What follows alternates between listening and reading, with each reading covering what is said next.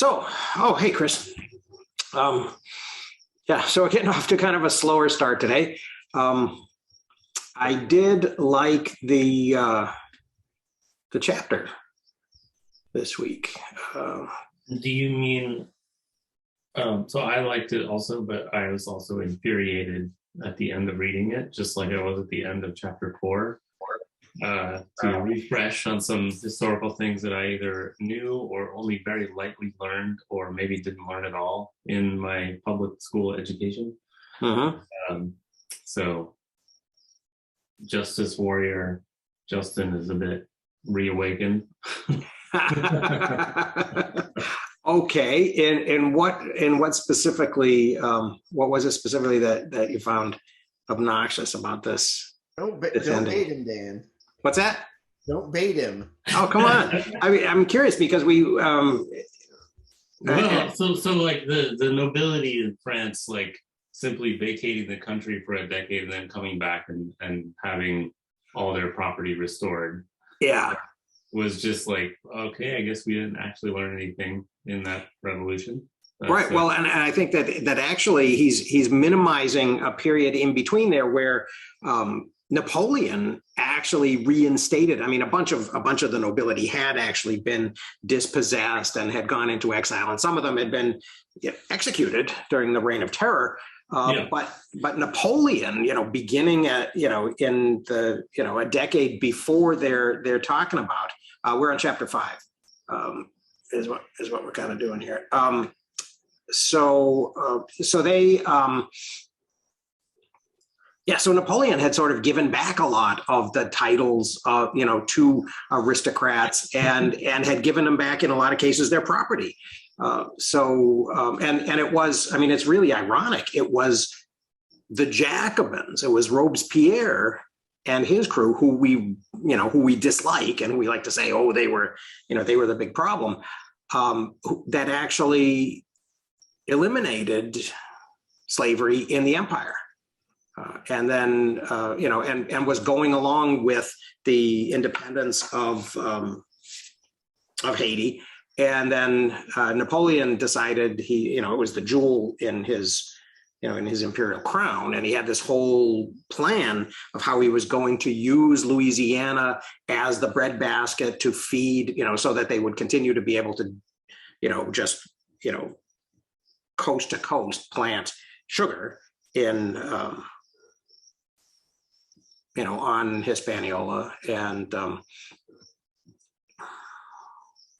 and then that's why, and then a lot of historians kind of assume that that's why he, is willing to give away the entire Louisiana territory after he lost immediately upon, kind of losing Haiti, because Haiti, it's 1803, it's going against him. January 1st, 1804, Jean-Jacques Dessalines, declares the establishment of the Republic of Haiti. Clear, no, I don't know. I know the Louisiana Purchase, and that's about all I know of it. Yeah. Well, so the Louisiana, yeah. So then Jefferson sends, I think it's Monroe, to go and ask the French ministry whether or not the U.S. could buy New Orleans, right? Because it had just, the Spaniards had gotten the entire Louisiana territory at the conclusion in 1763 of the 7 Years' War, or the French and Indian War in North America. And so they've kind of got a chokehold on the bottom of the Mississippi, right? And they're charging ridiculous duties for American farmers who are floating their produce down to the port. And so the Jeffersonians think, well, if we can get hold of, and then in about 1800 to 1802, Napoleon gets it back, right? Because he basically takes over France and ultimately puts his brother Joseph Bonaparte on the Spanish throne, which is actually what triggers the independence movements so we have this kind of follow-on effect where we have all of these independence movements beginning in in that first decade of the 1800s in Spanish America. And at first, they set up what they called governing juntas, which are governing in the name of Ferdinand VI, I think it is, who's the banished king who goes into exile. The Portuguese, for their part, they know that that Napoleon is marching towards Lisbon, so they basically all jump on a ship and go to Brazil, and they have a Portuguese government in exile in Brazil, and so they have this sort of unbroken monarchy. And then the son, Pedro, the son of the monarch who comes to Brazil, actually, when he becomes king, king of Portugal, he declares the independence of Brazil. So Brazil doesn't actually have a war for independence. They also, because there's this unbroken thing that happens in Portugal, they don't eliminate slavery, which all of the other Spanish republics, when they become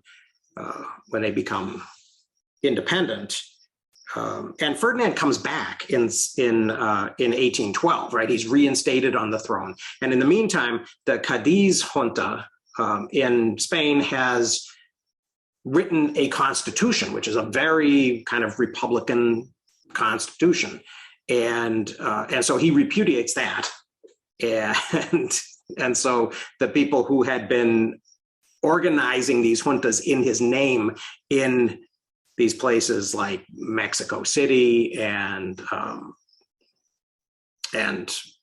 Buenos Aires begin to say, well, that's enough of that, then we'll just actually declare our independence.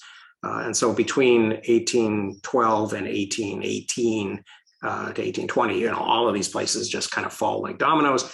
And when they do get their independence, they eliminate slavery. So, which Piketty does a good job of pointing out. Like, it's cool that we eliminated slavery, but you kind of just replace the domination with another legal system. That, yeah, it's slightly more free, but you're not actually like what good is the freedom to travel when you are obligated to work 6 days a week or whatever the number was for your landowner? Like, it's useless. Like, it's nice on paper, but like not actually a true thing that you can use. The tough part is if you're a slave in that system or in the prior system, you don't have the time, effort, and energy to think about, once this system's gone, what does the next system look like to create it? So when you have that quick schism of, and he outlines it throughout the chapter, like 3 or 4 times in history, the French Revolution being one of them, within a year or so, you have a massive political shift. So, and then the question is, what do you shift to, particularly in a space where everybody at least knew where they fit in the old system versus where are we going to fit in the new system? And then and maybe that it's that 5-10 year span in France that kind of lets the old power regime come back, because there isn't something to fill that vacuum. And I wonder too, because he talks about, usually it's these big shifts in power and a new system comes in to replace it, or some bad thing is abolished. So we have, I think there was another one he talks about in Britain where there was a big shift with the House of Lords. Right. But it makes me wonder too, when we have a shift like we did on January 6th in the United States, that's now back in the news, like all the, if you want to call them the proletariat, the far right, the people who are making all the noise, who, at least from my perspective, are not actually watching what's happening. They're paying attention to the magician who's saying, look over here, look over here. Meanwhile, I'm robbing the store over here. It's fine and it's lovely, but that might have caused a massive power shift, and a power shift to what? Right. Right. Well, and it does seem like he does a pretty good job in this chapter of identifying when the reality isn't kind of matching up to the words and the ideology. my favorite was and they put it in a footnote, but the Uber and Lyft thing in California was a crazy, they spent $250 million essentially buying a vote from the Californian people who, for the most part, had no idea what the second and third order knock-on effects of that kind of slavery would be. Right. And if you think about what Uber and Lyft are doing by pushing everyone to a gig economy, and I always think of it in a calculus sense, it's a whole lot easier to rob millions of people pennies at a time, right, when they're not paying attention, versus the government saying, we're not going to let you go out and rob millions of people pennies at a time, big corporation, because we know what you're doing. And besides, that's our job. The little guy has no idea. He just, and in this case, when you look at it, it's almost like a new form of debt peonage that Uber and Lyft are doing. And I'd never really thought about it until this chapter. Piketty talks about the kind of democratization of what's happening in the small people, the former slaves or serfs, getting a weekly or a monthly wage or a salary. How freeing that is.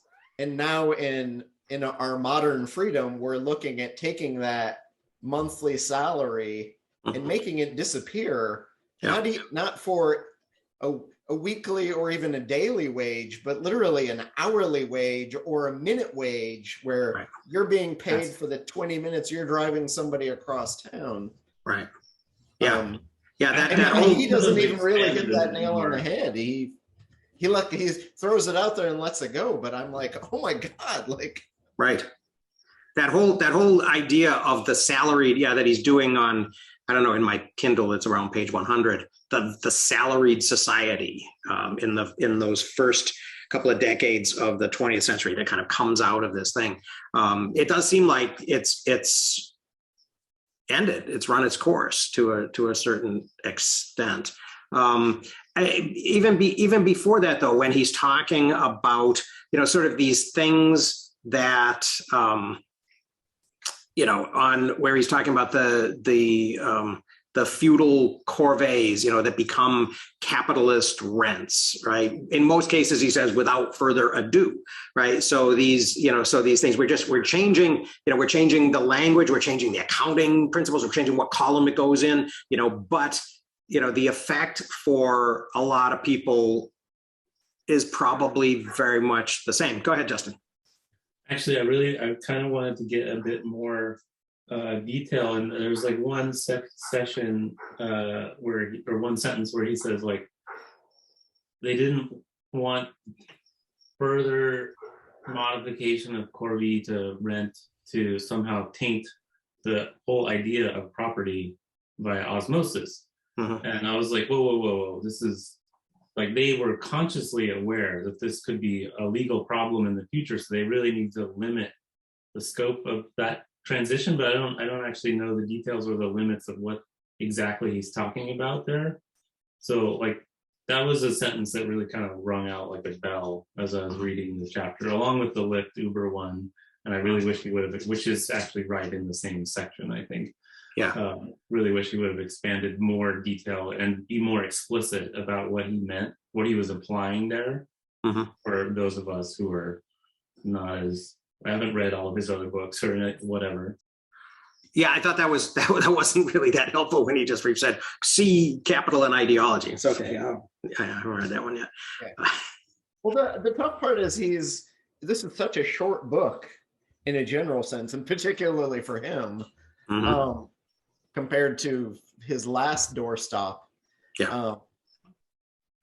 Although, and it kind of, I'm a bit befuddled that this one, I'm not hearing as much about it in the popular press as I might like to, but he is kind of like, I appreciate that I'm getting bits and pieces of history that I have heretofore never heard of or even contemplated going out and looking for, particularly in the economic side. And I think a lot of it is the math and the numeracy piece scares most people away from even delving into the basics of what does the arc of economic history look like, whether it's in the area of equality or anything else. Yeah. But I can't name another popular book that I could say, hey, I want to go read this after I read this book to delve more into a better through line. So he's giving us some little small incidences along the way, but he's not kind of painting in, and he's saying, here's the broad picture, but I'd like to have a better continuity of small pieces along that spectrum to better bolster that argument. Yeah, I agree, but I also agree, Justin, that it does make me, it does sort of make me think that, okay, I'll put capital and ideology on my list, and probably go back and at least dip into it, and maybe dip into the index and look for the things that that kind of relate to the questions that I have out of this. Another of the things that I thought was really kind of interesting was he uses the term sensitary, which I had not run into before. And I actually had to look it up, because initially I thought it related to the census. And I thought, okay, proportional representation based on the census. And then I realized that it comes from that the poll tax used to be called the cents, right? And so it's a pay for play system, right? Which I thought was really, really, really interesting. And when he says, these censitary systems still exist, they've just become a little less visible. So this is another one of those things. I mean, this seems to be the big theme for me of this chapter, is that these things that get sort of institutionalized but hidden in a way that we don't. It also, because I'm so anti-clerical and irreligious, it hadn't really occurred to me that maybe that maybe the church did play a role, although it did seem like a whole lot of hand waving without a lot of evidence. This idea that that there had been this sort of three-part system where where the people were the third estate, and then there were the nobility, and there was the church, and they were sort of going head to head to organize society, but also to sort of demonstrate to the people that we're your friends, we're your allies, right? And so that they were. So that there was a lot of evidence. What's that? Which part has not got a lot of evidence? Well, I think that really was operative, right? That there were, this whole on page, for me, it's 99. This, in England, the dissolution of the monasteries in 1536 strengthened the property owning class. That seems, sort of intuitively correct.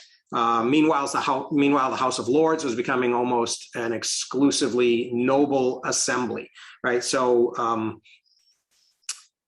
and then he actually sort of also says, well, okay, and then he talks about these optimistic medievalists, right? For optimistic medievalists, this tri-functional organization of society, the Christian, he calls it tri-functional Christian ideology, that made it possible to put a gradual end to servile labor and unify workers within a single class of laborers who were free and celebrated as such in Western Europe. I'm not sure that I would give that much credit to to this sharing of power between between the clergy and the bishops and the isn't that like the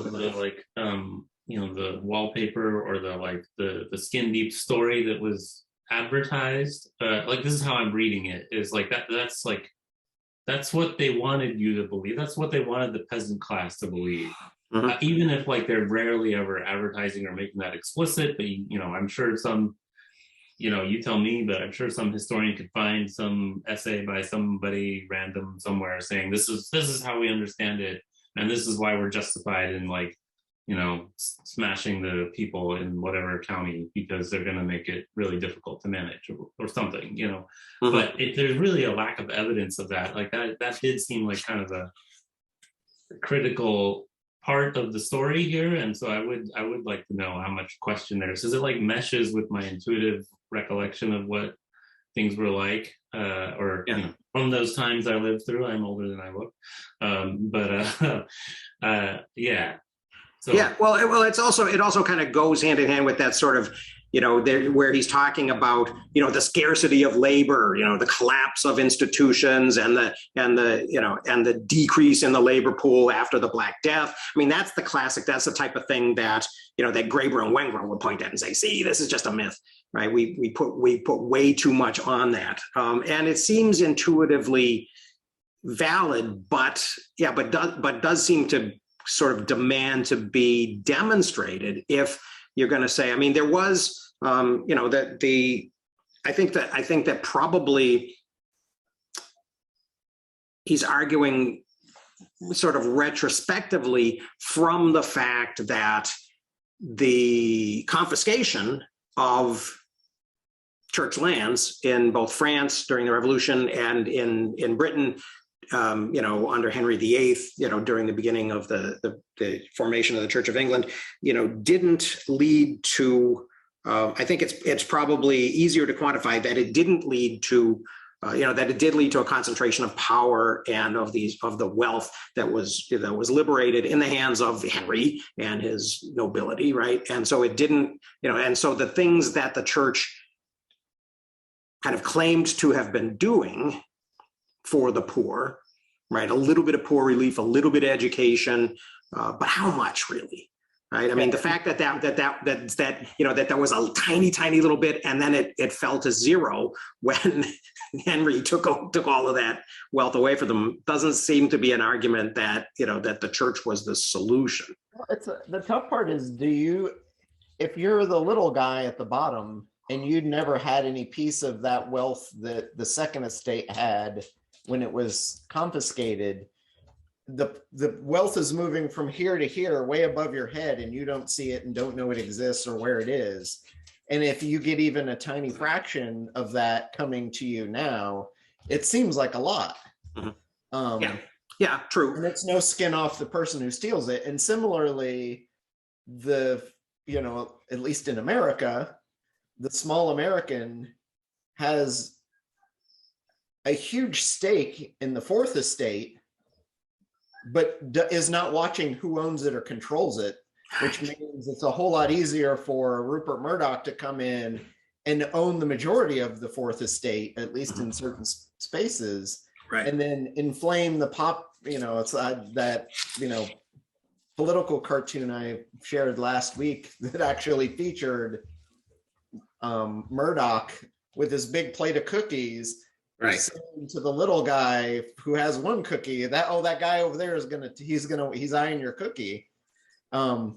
Makes it way easier. So the question is, how do you give the people, that Third Estate, the majority of the power over the other pieces of that puzzle, which I think is one of the interesting points. I don't think he comes right out and waves the flag and says over here.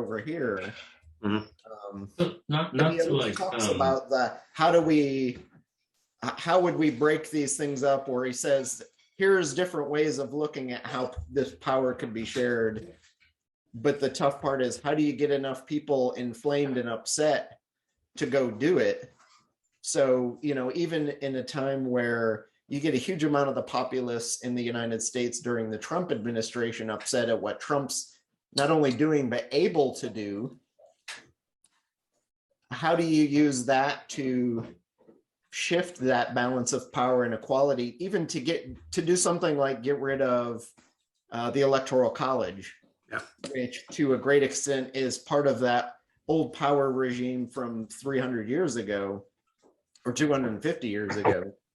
How do you fix that? You have June here? And do that, set reshift to provide greater equality. But when I look at it, even the Supreme Court lately is letting essentially the Republican Party, they're knocking down all these cases that involve gerrymandering Mhm.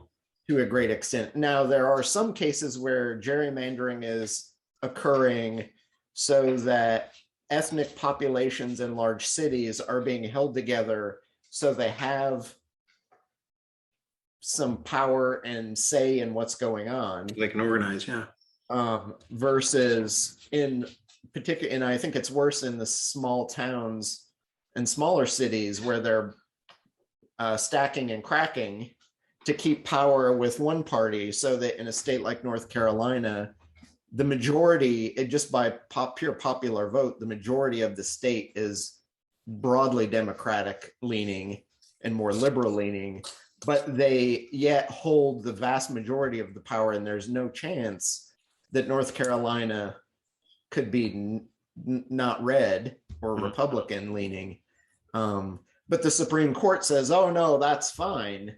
Whoever's in power can do that, but that is leaning towards the old regime and creating massive inequality. And things like that just kill me, that, you know, they're literally holding on to power through their wielding of massive inequality. Mhm. And Yeah, and it almost seemed at one point like he was sort of complaining about that, like we're preventing the democracy from really sort of expressing this will of the majority, which seems, you know, on the one hand, it seems like, you know, kind of a problem, but on the other hand, you know, it's sort of like, well, okay, we get rid of the filibuster, you know, then the guys that we don't like seize power, and we have nothing, right? So it does kind of seem kind of problematic like that. It's kind of funny. I tweeted something today, and so I was in Twitter briefly this morning, and, you know, in the sidebar with the things that Twitter thinks you're going to be interested in, I noticed that there's, you know, that Hillary Clinton is saying, you know, we're on the verge of losing our democracy. I was like, who's this we, white man? Well, and even when you think about it, both she and Biden are about as centrist gets in a broad sense, even though they're labeled as crazy liberals. Oh, they're totally corporatist. Yeah. From a political standpoint, now, even considering that large parts of the United States have moved to the far right, you know, they represent really very, very centrist. You know, they're maybe to the left of center, but really only just barely. Mm-hmm. Yeah. Oh, if at all. I mean, I wouldn't. I mean, I think that that you know, maybe it's partially because of the right's, you know, traveling further to the right. That I think that's pulled the center, you know, weight. I mean, they would be, and I think that even wasn't it Obama that acknowledged that, you know, a generation ago he would have been, you know, people would have thought of him as a kind of a center leaning Republican. He goes on, Piketty, though, going back to, you know, to the story he's telling, kind of goes off on this long thing about Sweden, which on the one hand kind of seemed interesting, right? That there's this moment, right, that there are a few decades where Sweden moves from this really inegalitarian property ownership system to what he's calling a relatively egalitarian society. But then he qualifies as, well, at least more than other known societies, right? And that this is the social democrats, and this is the labor unions, and this is worker power, you know, sort of manifesting between really the Second World War and the end of the century. One of the things that struck me about that is, you know, I'm reading him, you know, kind of saying this, and I'm thinking girl with the dragon tattoo. You know, how much is that, you know, is that really true? How much is Swedish society actually, different and more open and more democratic. Go ahead, Justin.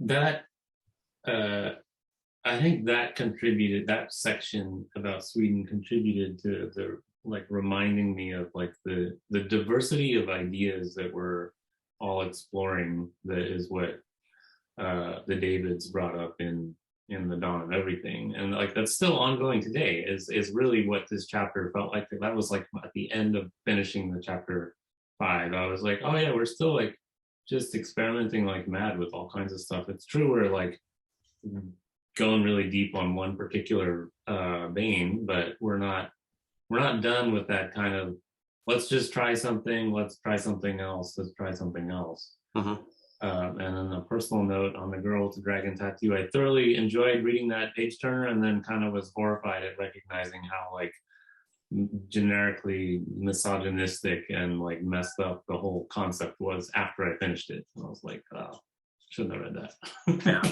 Yeah. I didn't read it. I just watched both versions of the movies.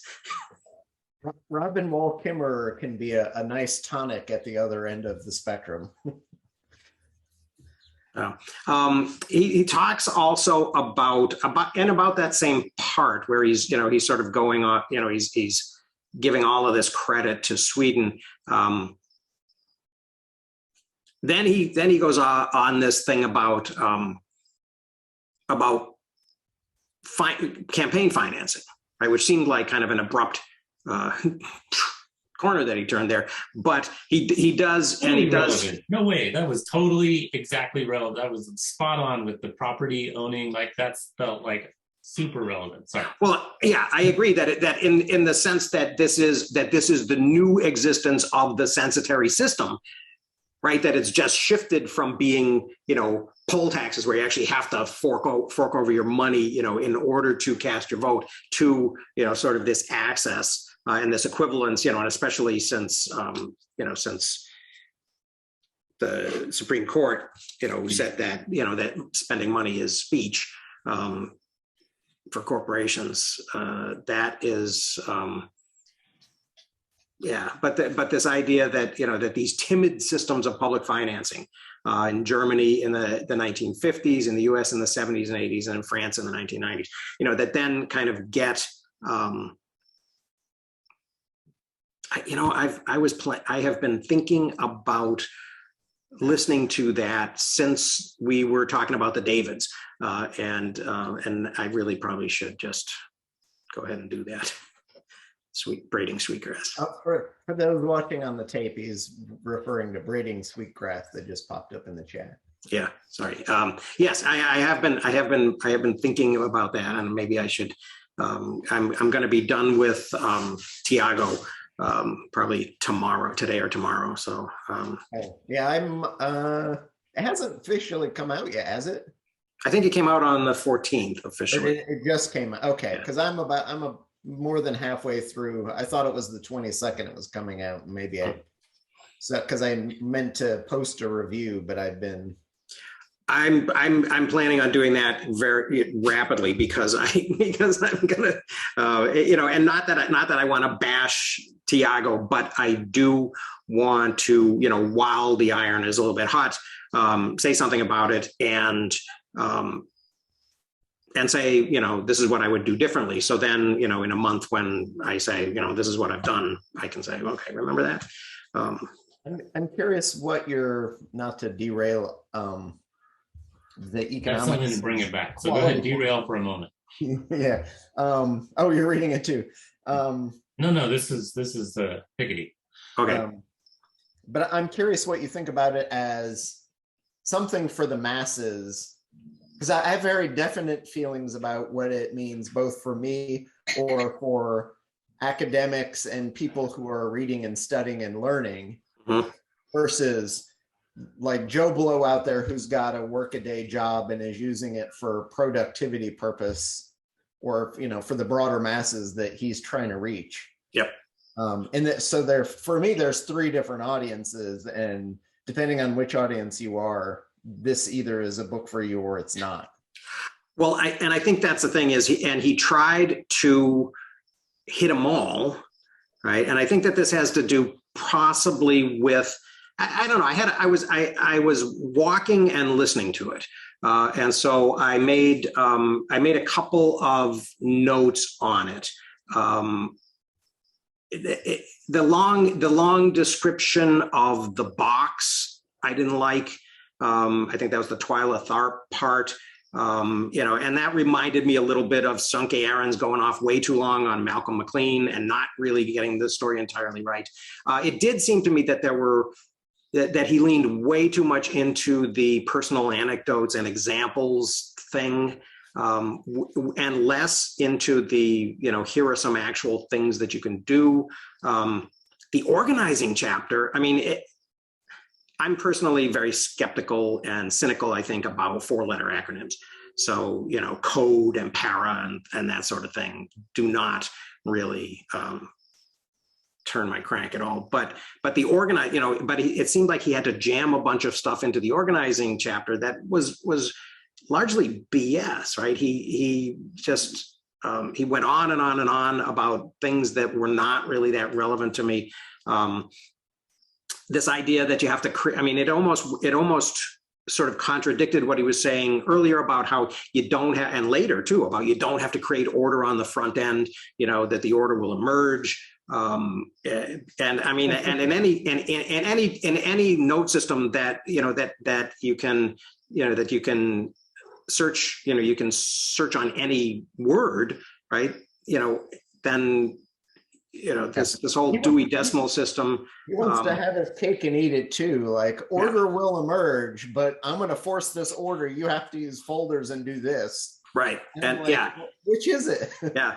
I did like the example of Feynman's 12 questions, and sort of reminding yourself the things that you're sort of working on and how this, and I was very skeptical when he started talking about para. And then I thought, well, okay, the idea of asking yourself that question about, what am I really working on now? I don't know that I want to organize my entire system around that. One of the things that kills me is he talks about Feynman's 12 questions, and then a chapter or two later, he's talking about the para method. And then he suggests, he's like, most people in their P section, their project section, are going to have between 5 and 15. I think 15, yeah. I'm like, why don't you use the number 12 again? Like, you had this thing. But that also makes me wonder too, for the first quarter of the book, there is zero evidence that he used his system to create the first quarter of the book. But then at least in the chunk that I've read thereafter, there are at least bits of evidence that through his reading and writing, he's actually used his system to create this book. So for that alone, I'll give him some credit. Yeah. It does seem to me though that when I got to that part, the distilling part, right, and I was annoyed by just kind of the tone of it, and and maybe that's partially because I'm listening to the audiobook at this point. But what annoyed me was this sense that I got from him that no one has ever distilled a note. Right, that this is like magical rocket science, right? Because it's sort of like, what I'd like to do is I'd like to say, okay, yes, people have written books, people have created things, people and my students, like my students, have written term papers before. What I'm doing, hopefully, is I want to show them a more efficient and effective way of doing that. Not that they've never done it before, but that there are things that you could use that would lessen the friction and would make things more accessible to you when you need them, and all of that kind of stuff. So yeah, it's but before we go too far, Justin's got his finger in the middle of Piketty. So yeah, let's go back to Piketty. Before we derail it, and we'll go off the rails. Yeah, because I imagine we will have this conversation again, because I think other people are going to read it. I think Torin wanted to talk about it at some point. All right, bringing it back to Piketty. He said on page 101, he's talking about the Enclosure Act, and it just really I think of like the idyllic English countryside with all its beautiful hedges and little fields and stuff as like this nice happy place, and in reality those hedges are all visible scars of the taking away of the common property to the peasants, and like passing it into ownership of the property owning people, and it's actually not that happy of a concept, even if it does look pretty at the end. So there's another like useful example in Piketty of like, you know, pointing out the history of stuff like actually is like still evident today, like just like the tax, you know, tax stuff. So anyway. Yeah. Actually, I was not aware of the right at the end of my notes. I was somewhere in there, but there's a footnote where he cites E.P. Thompson, a book I think called "Whigs and Hunters: The Origin of the Black Act," and yeah, I'm gonna pursue that, because I think that not enough is said about stuff like that. I mean, they killed people on just the suspicion of, you know, having poached some hares and rabbits, or, you know, or cut down some timber. Not that there was a lot of timber, but yeah, I mean, not only, you know, sort of the enclosure of commons, but then this whole criminalization and the extent that they had to go to. I think we've forgotten about that. And yeah, I was not aware of the Black Act or like, I mean, you know, it's in movie stuff that like, you know, poaching is against the king or whatever, and I don't know, it's bad, but like, you know, the Robin Hood, you know, what's that? Right. The whole Robin Hood myth. Yeah. But that goes back, you know, a couple centuries further, even, I think. Yeah, that's almost all the way back to this context, like this actual like real brutal context. It's made kind of fun. Yeah. I mean, the Robin Hood thing is still, I mean, can still be seen as kind of an ethnic thing, right? Because you've got the Normans and the Saxons, right? But yeah, but all the way into the late 19th century. I mean, one of the guys that I studied, Charles Bradlaugh, you know, who was the secularist in London from was really active through the 1860s, 70s, 80s. I mean, one of his major campaigns was for land reform, and he spent all his time, and this was at the same time that people like John Stuart Mill were doing it as well. And he was talking about wasteland, land that wasn't in production. And there's a kind of a whole history of the idea of improvement, and that ownership and improvement somehow go together. But this idea that the nobility, even in the last third of the 19th century, are still hanging on to this land that that had been enclosed generations earlier, right? And that people were still being prosecuted, right, for trespassing and poaching and stuff like that. The Hares and Rabbits Act and all of these different things. It just, I think it's an element of sort of this history that leads to sort of the concentration of people in little cities, right? And which makes them available as workers for new industrial manufacturing, right? Part of the reason that they're available is that they've been thrown off the land. So I think this needs, I think that historians should get on this issue and should tell this story in more sort of graphic detail. I mean, there are some stories. You're right. There's like Rob Roy and these things that have sort of become part of our popular culture, but we don't understand really what is going on. I mean, even Braveheart, right? I was gonna say, I rewatched Braveheart a couple months ago, and despite my ill will towards Mel Gibson, So here's the man, literally the man of the people, and, right? The power structure comes in. He's the immigrant with no cookies, and he's killed by the guy with one cookie. Yeah. So that the guy who has all the cookies can. Right. Keep having the cookie. Yeah. Earlier, in one of the earlier sections, we were talking about like the ownership and the so yeah. So if we wanted to give more of this control to the people who don't own the property, it seems to me like he says, Piketty says in there, like the wealthy are just as ingenious today as they were back then at trying to retain their privileges. And until like you can be as sophisticated and savvy at defending the things you want to hold on to, even if there were to be like one of these crises and a shift in the legal system, like it won't actually matter if they're not able to defend it. Like if we kind of all go back to sleep a bit again on what you want to protect and what is important, then they'll take it away from us again in pennies, just like they're doing with Uber and Lyft. And so it's really a matter of education, I think, is how you make progress.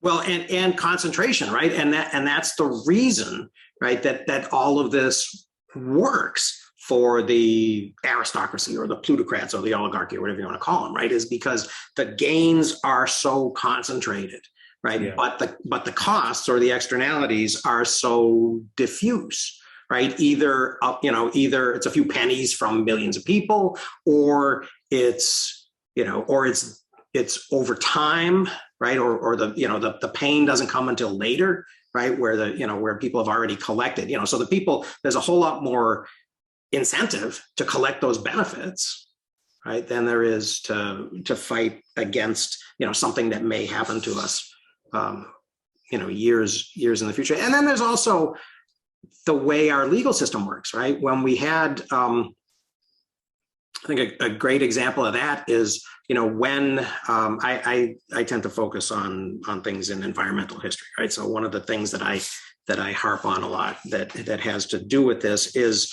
the book that Ted Steinberg wrote about the New England textile industrialization. It was called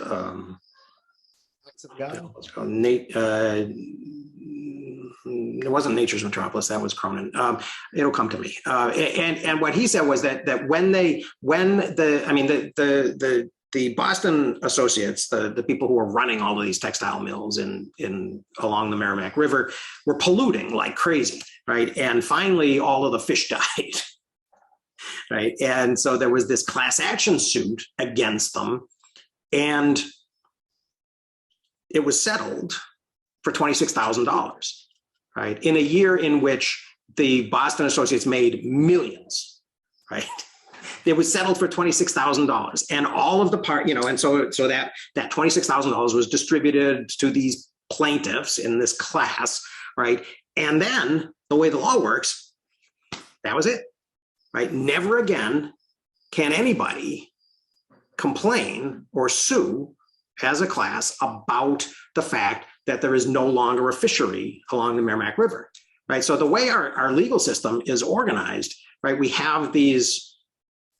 I mean, that's hugely to the benefit of the corporation, right? That they can resolve this once and for all, and then in order to get that paltry little settlement, the plaintiffs have to basically sign away their rights and the rights of their heirs and future generations, and it's all over.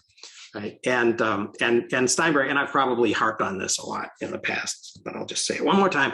Steinberg was channeling his advisor, Morton Horwitz's understanding of the American legal tradition, which Horwitz had written a two-volume work called Transformation of American Law, where he basically said that this was not accidental, right? That this was kind of, he was almost a conspiracy theorist.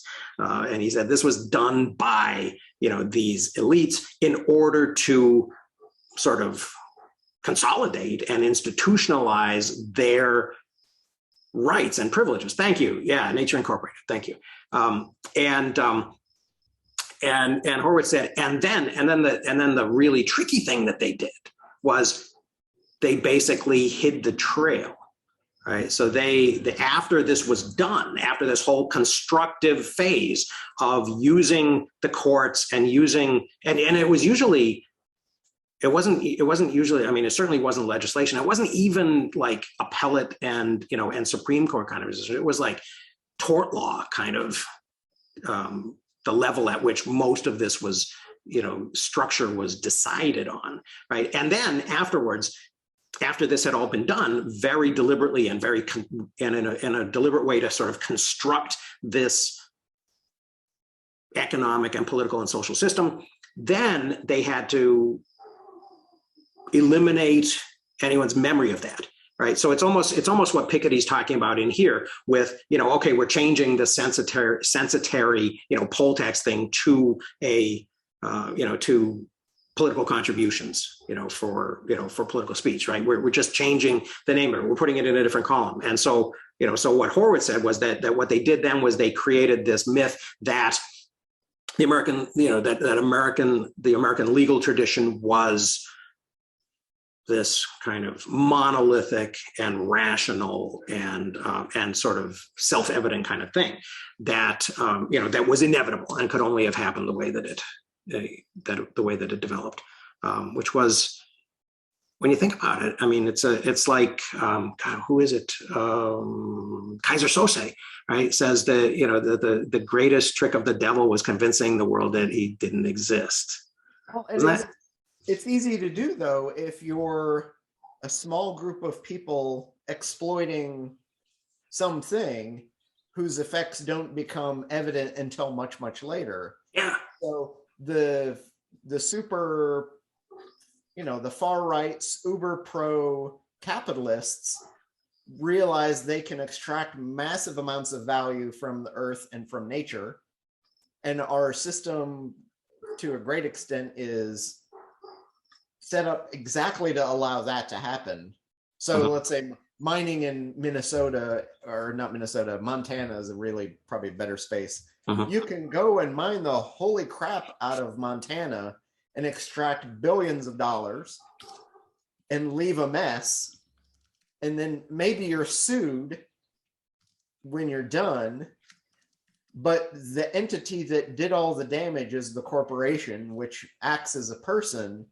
But it's a person that can never be held account to anything, because once the mining operation is done, you close the company down, and it's the individual people who benefited from it who then have all the value, and the corporation is left with nothing. So you sue the corporation and you get your $26,000, but you're putting it upon the society to come in and superfund it. And and then it's the tiny pennies from all the other people who fix it.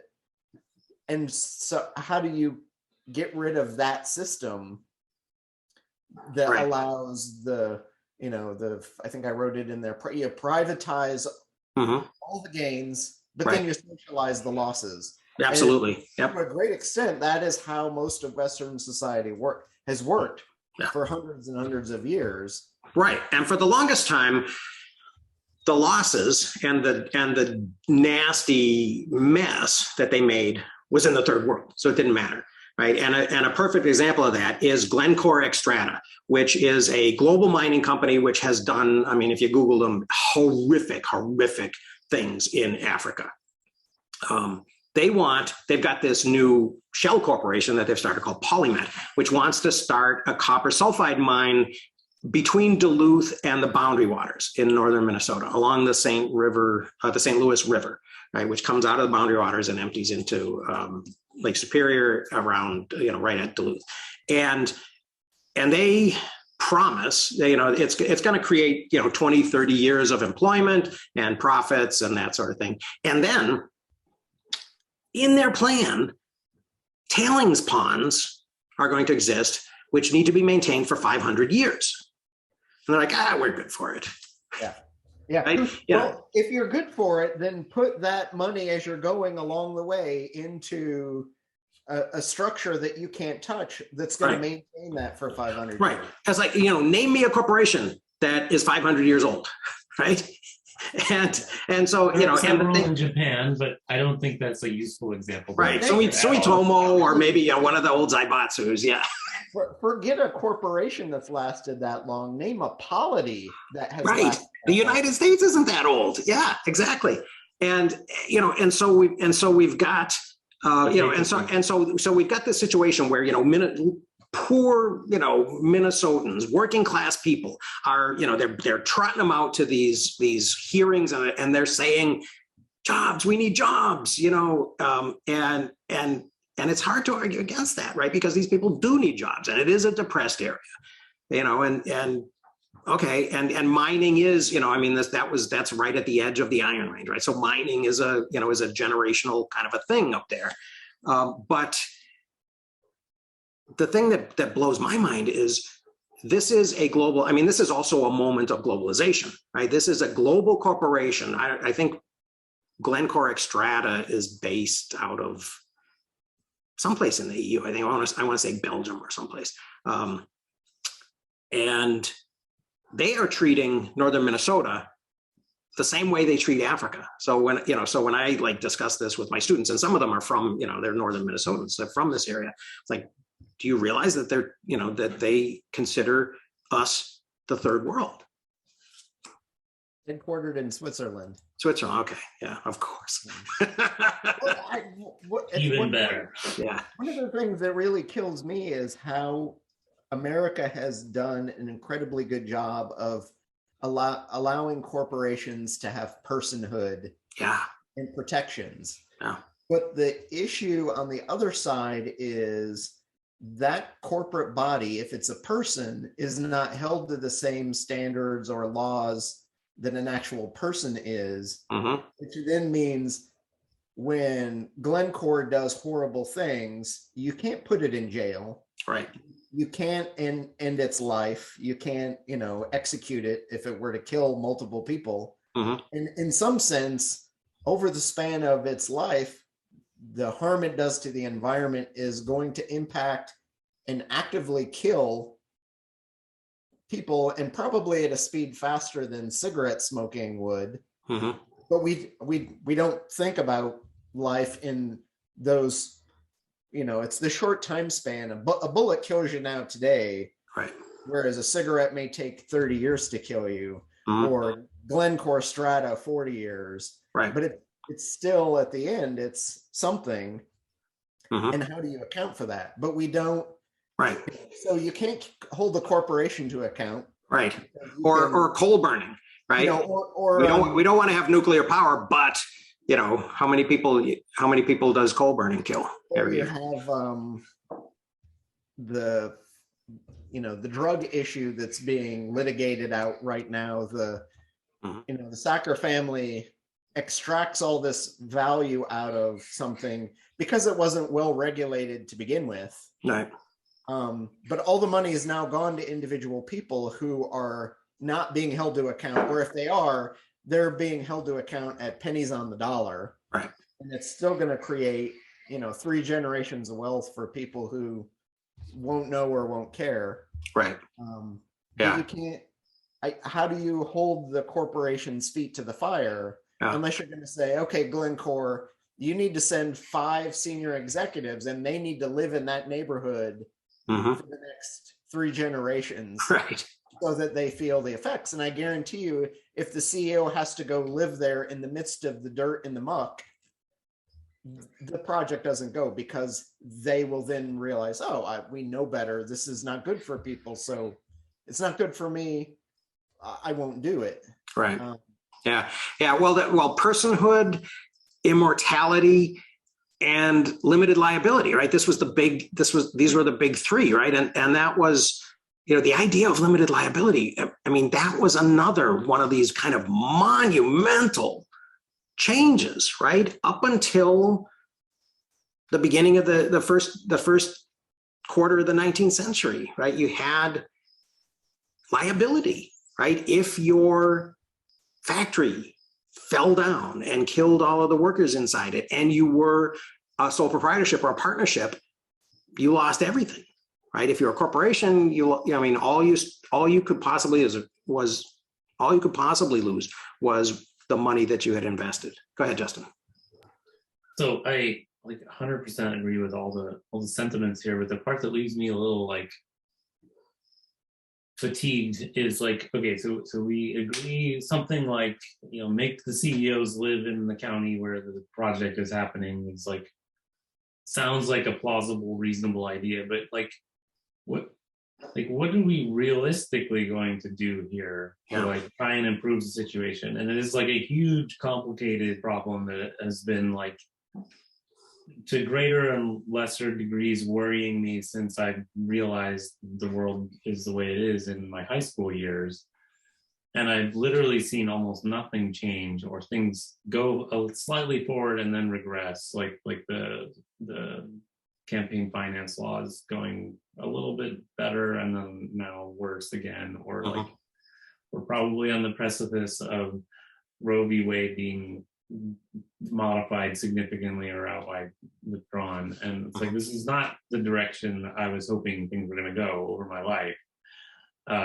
And I've had many conversations like the one we're having where like we say like, well, you know, corporate personhood is a problem. It's like not changing.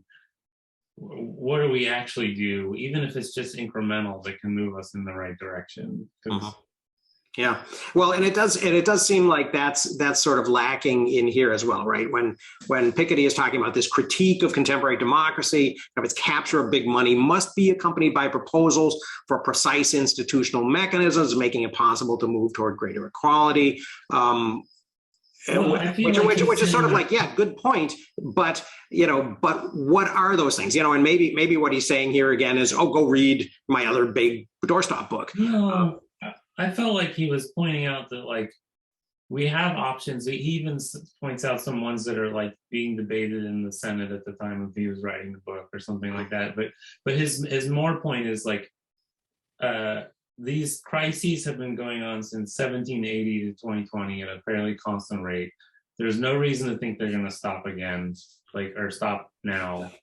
Things will happen and progress will either go forward or go back, depending on, because he gives examples of them going the wrong direction too. And so like I got that. I felt like that was an honest statement of the situation rather than some prescription is like, just do this and it'll be better.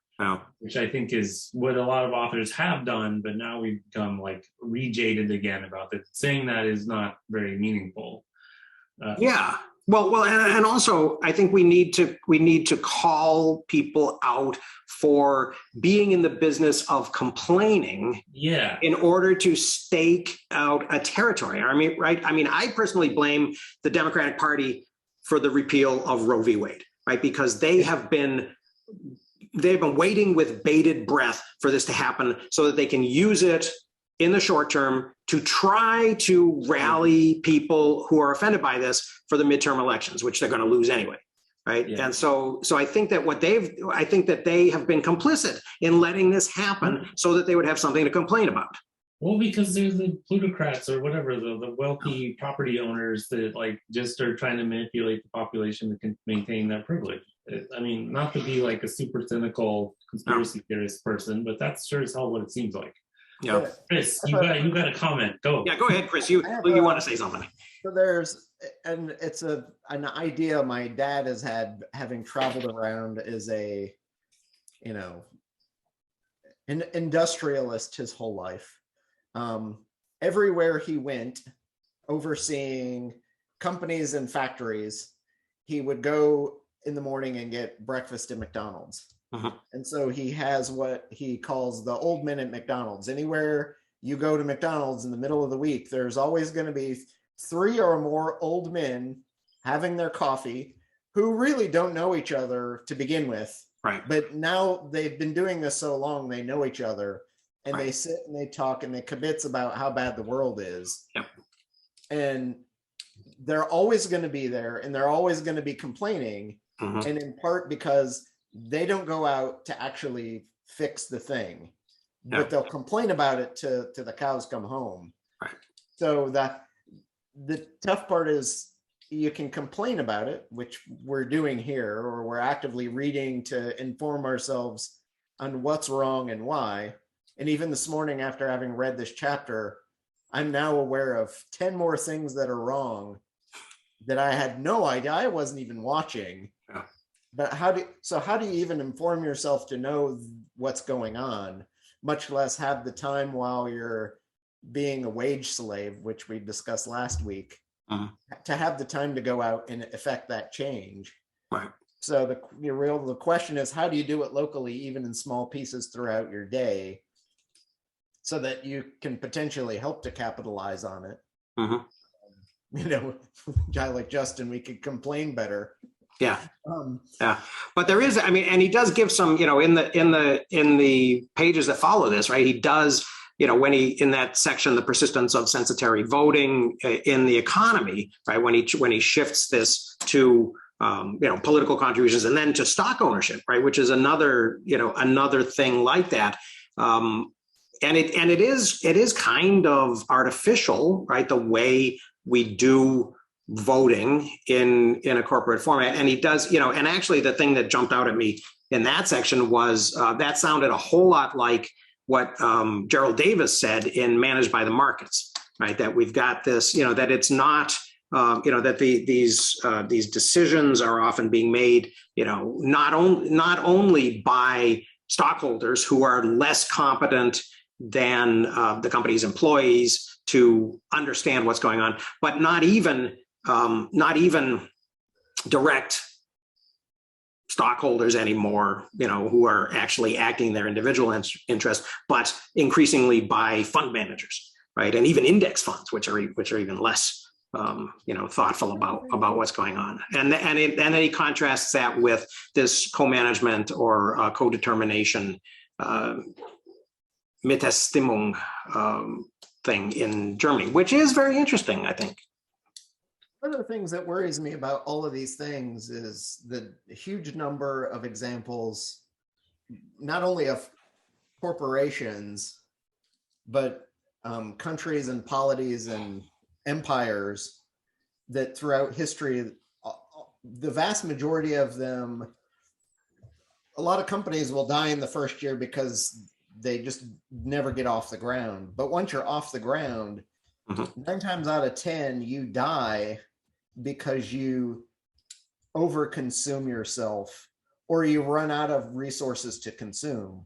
So if you're the Mongol Empire grows dramatically over the span of like maybe 2 centuries, and then it runs out of space to take over and extract money to send back, and it consumes itself out of existence, and it can't keep growing.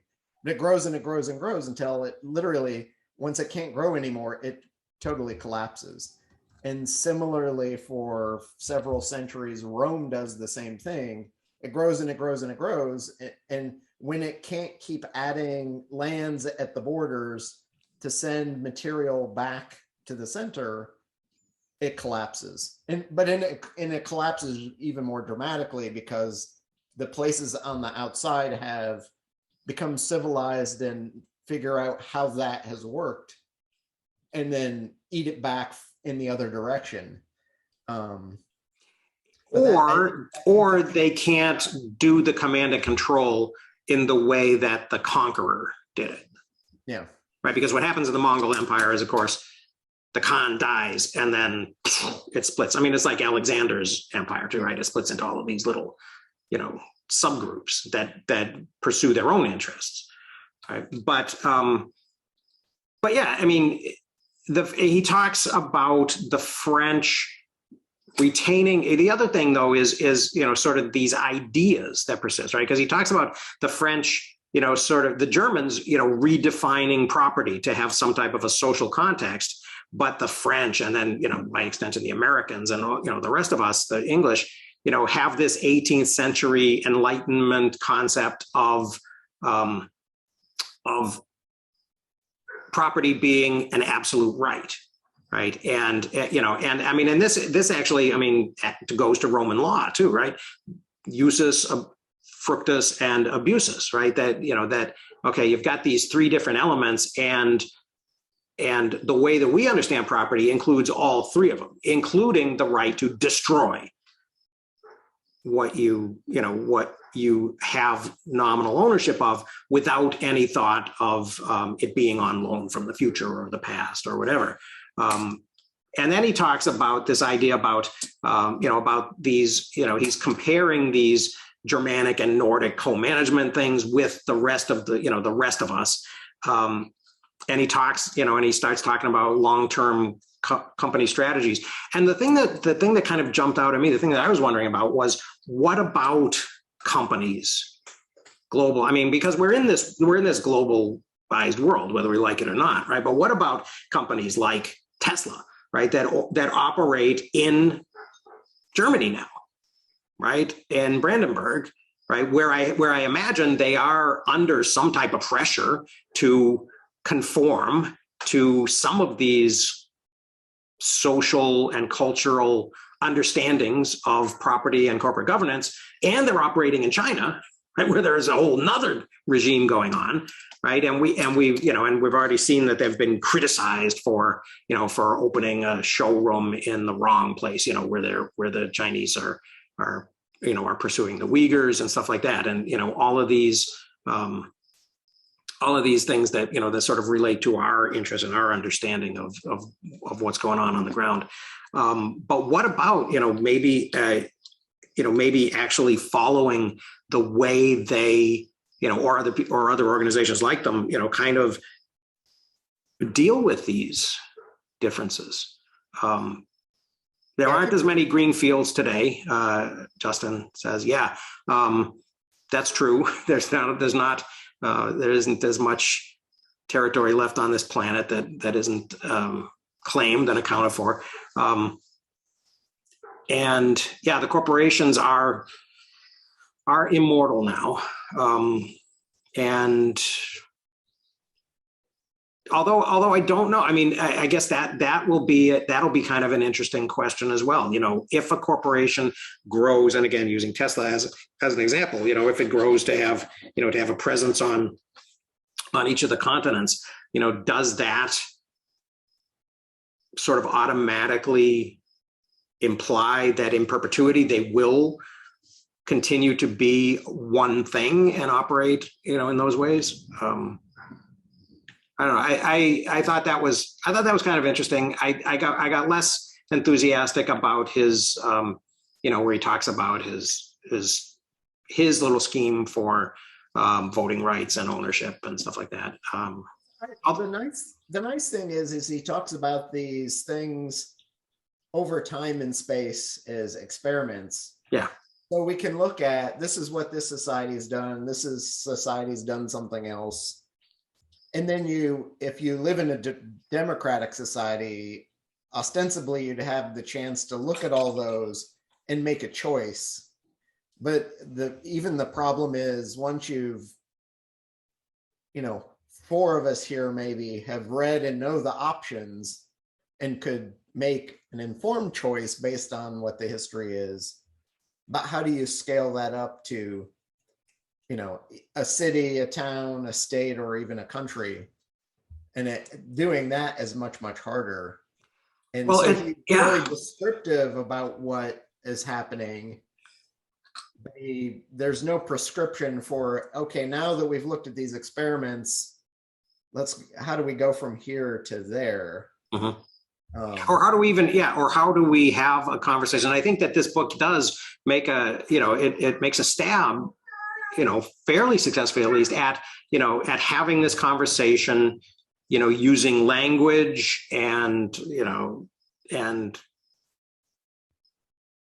a format that, people can engage with it, because that's one of the things that I wonder about a lot. I've got all of these, these students coming in from the red part of northern Minnesota, and I want to tell them about, corporations. I want to tell them about this stuff that we've been talking about, right? When I'm talking about, this American history and how this changed, and will that give them some type of a sense that, there's something going on here? Is it also telling that it's a small liberal institution, the Belknap Press of Harvard University, that's publishing this, and not one of the big 5 publishing corporations that's owned or captured by, the power elite? Mm-hmm. So some people would say Harvard is the power elite in some sense, and it's a piece of that. Right. But at the same time, it's not been captured by the uber wealthy. in a whole different sense. Yeah. Yeah. Well, and so even the who's publishing this. Mm-hmm. Yeah. Yeah. Well, and who's talking about it on, in book clubs and on YouTube and and on, Substack or Medium or whatever. And is there, one of the things that's hopeful, and I think this probably comes from not Piketty, but probably Graeber, is this idea of, how much, I don't think he originated, but is where I came across it was, how much of an activist base does there need to be to actually, kind of not necessarily move the needle, but at least have the needle be aware, right? That, that something's going on, that there is some type of a conversation happening and there are some questions. And that seems to be the moment that I don't know, that I kind of perceive that we're in, not the what are we going to do about it, but are we going to even talk about it? Yeah. Why isn't Fox News coming? I mean, Tucker talks about some weird things sometimes. Not the other guys, but Tucker every once in a while, What also strikes me too, having been watching and being able to see more people's bookcases behind them. Mm-hmm. And and I'm looking at your bookcase there as a professional historian, and I'm struck by the bright orange and red lettering of the David's book on your shelf behind you as bright and exciting as a piece of historical work. Mm-hmm. And everything else on your bookshelf is dull and dark and brown and just like, so I can look at your bookshelf and I know instantaneously what that book is, even if I were out of the context that we all share. Yep. But usually when I'm watching news, and there invariably are presenters now who are broadcasting from home, you see the bookshelves behind them and, think about how either erudite or not they may be, whether right. they read all those books, which ones are they showing? Somebody even wrote an article about the number of people who have the Robert Moses biography, mm-hmm. Power Broker, on their bookshelf, prominently displayed. Whether they've read it or not is another question. But what does that say about us and our societies and our power structures? Right. Right. Actually, it's kind of funny because Max Blumenthal has a pile of books behind him. Usually, Sagar and Crystal definitely do. There's a guy who is African-American guy who's part of the other side gig that Sagar has, who actually was when he was doing it from home, he had his bookshelf behind him. And actually I noticed, like, on the top of his shelf, and I tweeted or DM'd him and he responded. He had the Three Body Problem science fiction series up there in the big new hardcover, reissues of them. And I said, oh, you're reading that Zen series. And, I said, that's that was one of my favorites. And so he was like, oh yeah. But yeah, people are, I think, signaling at least to their communities, what it is. I've also heard people use the phrase, bookshelves as wallpaper. So, a lot of people have books behind them and it's totally for decoration. So, to me, you have no credibility if your books are ordered by color. Yes. Unless maybe you're an architect or an interior designer, and then maybe, but yeah. It's kind of, that is kind of weird. So to jump back to, in the last couple of minutes, to the end of to the kind of conclusion of this chapter. Oh, nice shelves, dude. You don't have more respect for Justin. He's just been showing us his big tech computer setup all this time, when really, Put my books over there now. Yeah, cool. So he talks at the end about these, this kind of this, and unfortunately it's in a very European thing, but this. he talks about these ideas of these understandings of property and labor law and things, being rethought at a European, he says, and at a transnational level. And again, that sort of strikes me as, the transnational seems to be the big issue, right? Because, NAFTA and TPP and, all of these things that supersede national, ultimately, at least seek, the EU as well, that seek to supersede nationality, right, and national interests. I mean, we ignored that in NAFTA, the fact that NAFTA had trade courts as well, because all the people playing in NAFTA, the majority of them, the powerful ones, were in the U.S. anyway.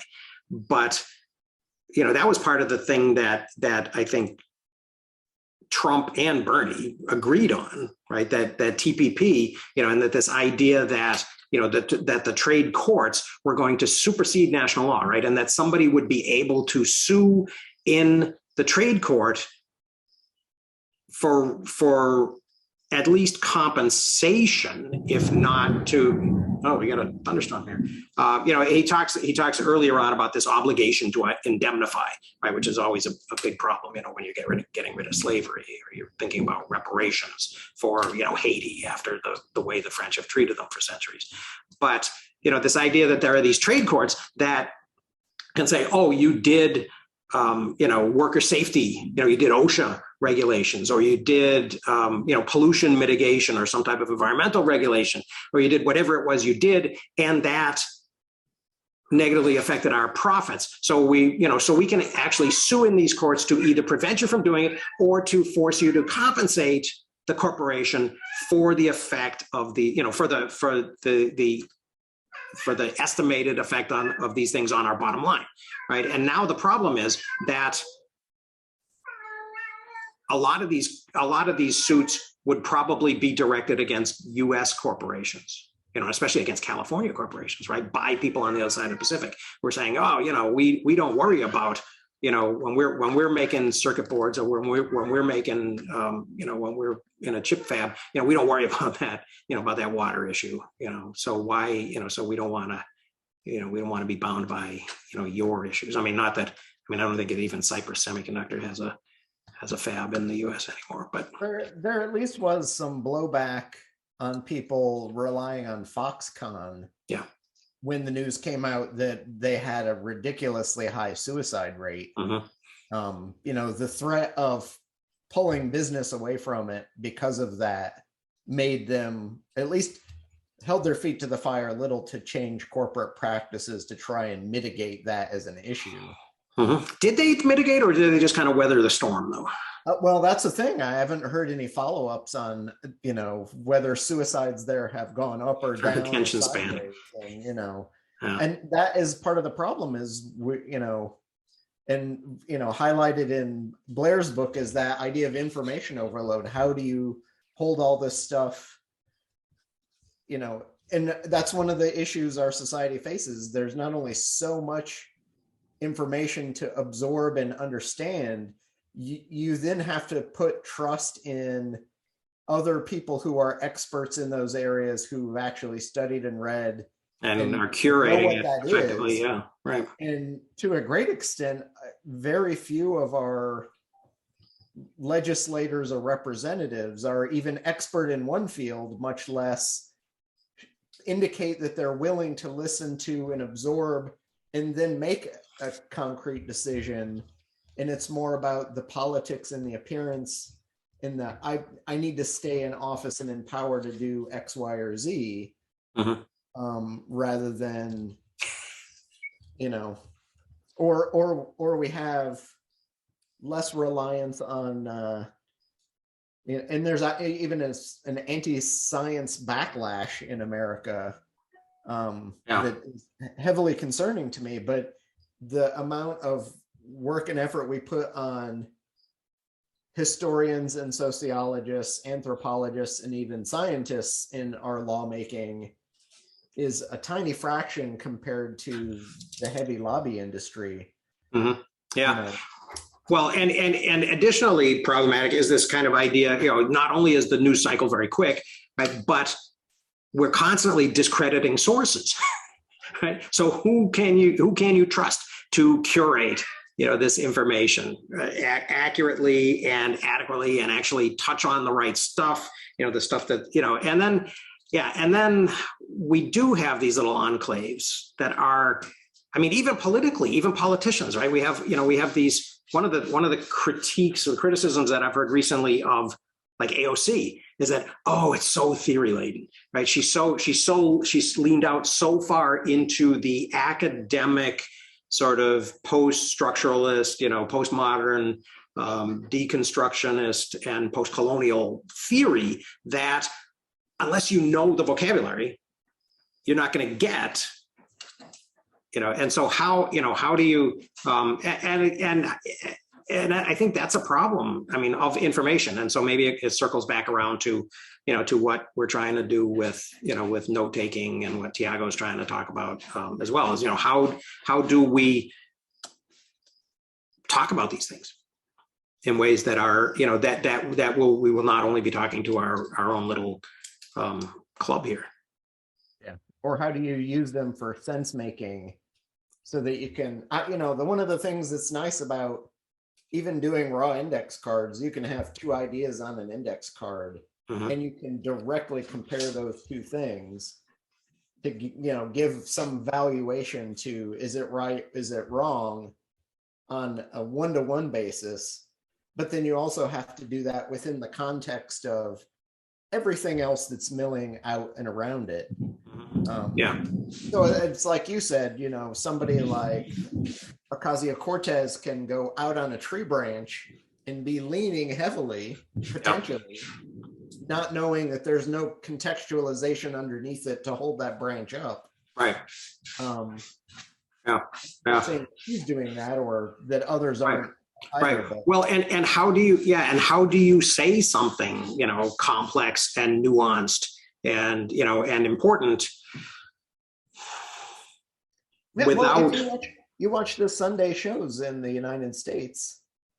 I don't watch them. I watch the Monday morning from News for Idiots and hear about the Sunday shows. They have people coming on and making arguments, but their arguments rely so heavily on the political milieu around them and the presupposition that you're coming from a solid base of knowledge. Right. And 9 times out of 10, and particularly lately for the far right, their talking heads show up and they're using talking points to spread fear, uncertainty, and doubt. And none of their arguments are built on any kind of solid foundation. But the moderators of those shows have turned it more into infotainment rather than holding the feet to the fire and saying, your emperor has no clothes, and you're presupposing a lot of context of which there is no evidence for at the base. Except that within the filter bubble, it is an agreed upon context. Yeah. So you get away from actual expertise underpinning your arguments to, in those cases, quite often people are hanging way out on a creaking branch. Yeah. In fact, the branch has already fallen on the ground and we're just looking at the dead body. Right. But yet we think, oh, that dead body is, means something.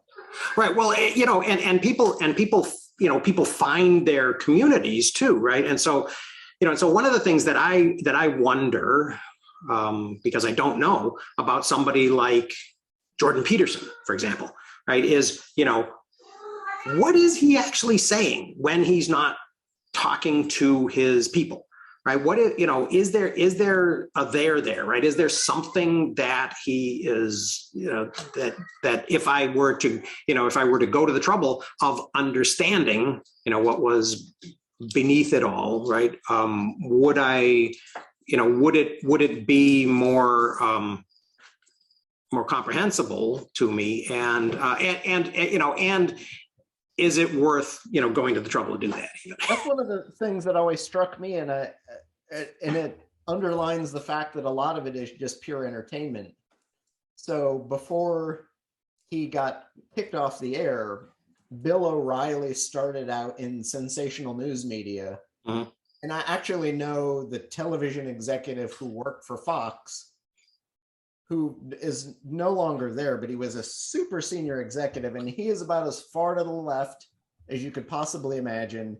And he hired Bill O'Reilly back in the 80s to work on what was the show? And it was one of the shows that if it bleeds, it leads was the mantra. But he helped create Bill O'Reilly's early career, and then worked at Fox for ages. Yeah, there used to be shows like the McLaughlin Group and stuff like that, which, you know, my wife used to call grown men yelling and shouting at each other. Yeah. But if you go back and you look at Bill O'Reilly, let's say in the 90s or early 2000s, he had two dramatically different audiences. He had a radio audience and a television audience. And in some sense, he'd spend 3 or 4 hours on the radio every day earlier in the day. And out of that radio show and people calling in, he would distill down, or he used it to help distill down the 4 or 5 topics that appeared on television. Right. So it was like real-time evolution. But when you watch the format and what he was doing, he was 10 times louder and more virulent on radio to be loud and capture an audience there. And in comparison, when he shows up on TV hours later, much quieter, much more reserved, much more, fair and balanced. Nonsense. And it's a super striking thing. And very few people probably actually listened to the radio and then watched him on TV or read what he was putting out on the internet, because you can only consume so much Bill O'Reilly in a day, even if you're an Uber fan. Right. I don't even know how he lived with himself with so much Bill O'Reilly-ness going on all day long. I mean, that's work. Yeah, being Bill O'Reilly. The part of it that says this is an entertaining thing is super obvious when you listen to 4 hours of radio and then you watch an hour of TV. He's two totally different persona in those two contexts. And I still have yet to have seen anybody see or mention that or talk about that. And usually if you're any of those other radio personalities, they only had a radio presence. And like Howard Stern, the Howard Sterns or Chucklehead Presidential Medal of Freedom, like, how do we rescind that?